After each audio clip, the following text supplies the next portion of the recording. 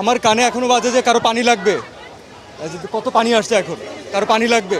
তো এটা যতদিন মাথায় থাকবে ততদিন পর্যন্ত আমরা শান্তিতে ঘুমাতে পারবো না।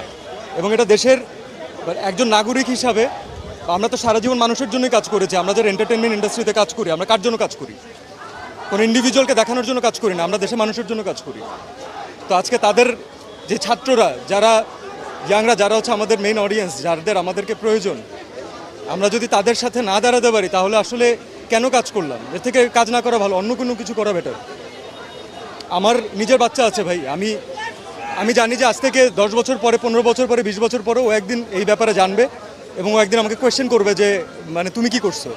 তখন আমি বুক উঁচু করে বলতে চাই যে না, আমি কিছু চেষ্টা করছি। So definitely I am with the students. Yes, হ্যাঁ। আপনি নিজেরটা বলেন, আপনার কোনো ক্লাসমেটের সাথে এমন হলে আপনি নিজে থাকতে পারতেন বাসায়? কখনো পারতেন না, এটা থাকা সম্ভব না। এবং এই বাচ্চাগুলো কোনো অনৈতিক দাবি রাখে নাই যে তাদেরকে এভাবে করে প্রাণ হারাইতে হবে। এক একজন বাবা মার আহাজারি, এটা যার যায় সে বুঝে ভাই।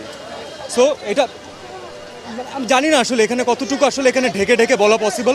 আমি কোনো ঢেকে কোনো কথা বলতে চাচ্ছি না আসলে। আর এটা এর বিচার যতদিন পর্যন্ত না হবে ততদিন পর্যন্ত বাংলাদেশে কোনো মানুষ শান্তি পাবে না, আমার বিশ্বাস। Thank you. আমার পক্ষ থেকে তো আলাদা কোনো কিছু বলার না, যে পুরো দেশের মানুষই একই কথা বলছে।